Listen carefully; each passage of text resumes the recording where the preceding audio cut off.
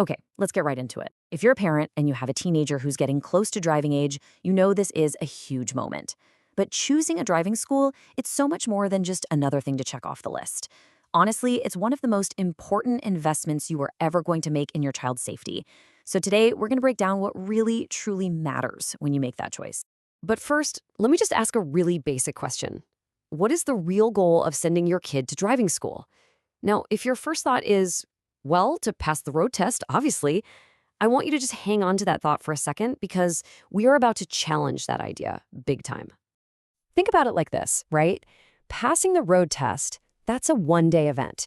It's about showing an examiner you can do some basic things in a pretty controlled environment. But surviving that first year of driving all by themselves? Wow, that is a 365-day challenge packed with stuff the road test never, ever prepares them for. One is about the basics. The other has to be about preparing for the completely unexpected. And the stakes for that 365-day challenge, they are so much higher than just getting a driver's license. This is not about a little piece of plastic in their wallet. This right here, this is the sobering reality we all have to face. Road crashes are the #1 killer of young people in Canada. So when we talk about driver's ed, we're not really just talking about learning to parallel park. We're talking about learning to survive. The goal isn't just to get them on the road. It's to keep them there, safely. And here's the thing. Survival isn't some generic skill you learn from a textbook. It's hyper-local. For a new driver here in York Region or the GTA, the road is a totally unique, and let's be honest, a pretty unforgiving gauntlet of risks that a lot of standard driving schools just don't prepare them for.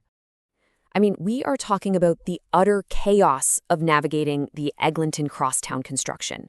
We're talking about those high-speed, heart-in-your-throat merges onto the 401 or Black Creek Drive, or trying to handle that super dense stop-and-go traffic on a street like St. Clair West where there are pedestrians everywhere.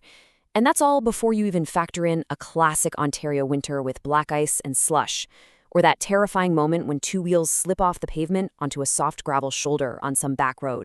So this brings us to the absolute core of the problem with how we usually teach driving.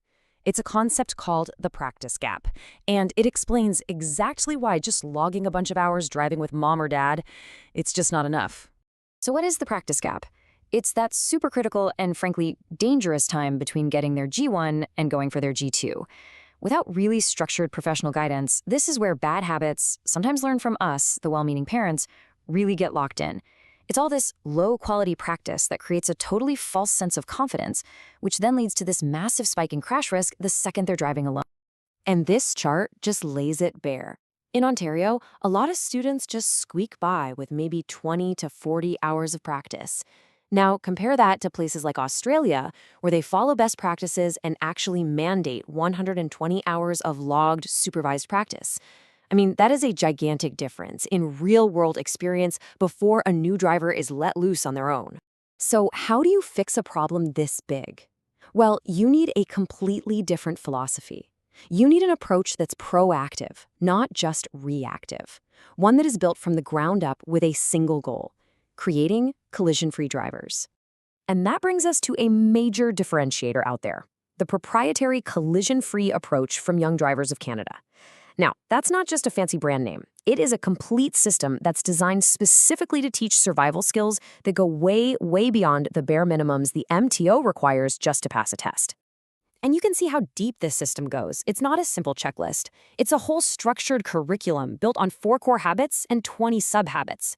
And the whole point is to drill these into their muscle memory so that when a crisis actually happens, the driver just reacts instinctively and correctly without even having to think about it.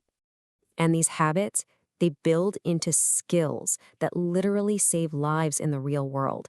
We're talking about training for things you hope never happen: how to avoid a head-on collision, what to do when you see a car about to plow into you from behind, how to safely get back on the road after a gravel shoulder drop-off.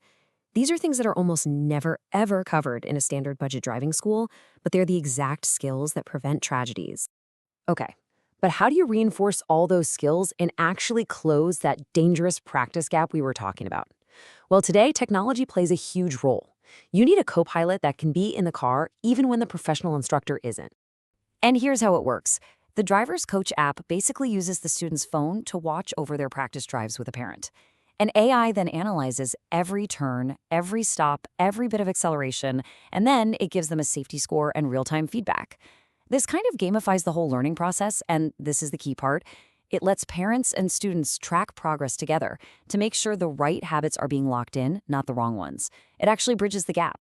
All right, so all of this brings us to the question that is on every parent's mind, the cost. I get it. A premium program can cost double or even more than a budget school. So let's just put them side by side and see what that extra investment is actually buying you. This table just lays it all out, plain and simple. Look at the primary focus, collision avoidance versus just passing the road test. The curriculum, a proven survival-focused system versus the basic government standard. You look at tech, crisis training, even the quality of the instructors. It is a night and day difference. Sure, the budget school will get you that insurance certificate for less money, but the premium school is teaching a completely different and, frankly, a far more valuable set of skills. So, at the end of the day, you're not really choosing between two price tags. You're choosing between two totally different goals. Is your goal to give your child the skills to actually avoid a collision, or is your goal just to help them pass the test? Because believe me, those are not the same thing. And this quote just hits the nail on the head. That higher price tag, it needs to be reframed in our minds. It is not just the cost of a course. It's an insurance policy. It's an investment against that horrifying statistic we started with, that road crashes are the #1 killer of our kids. So as you make this decision, maybe the real question to ask yourself is this. When you look at that price difference, are you seeing a cost, or are you seeing an insurance policy for the most precious person in their entire life?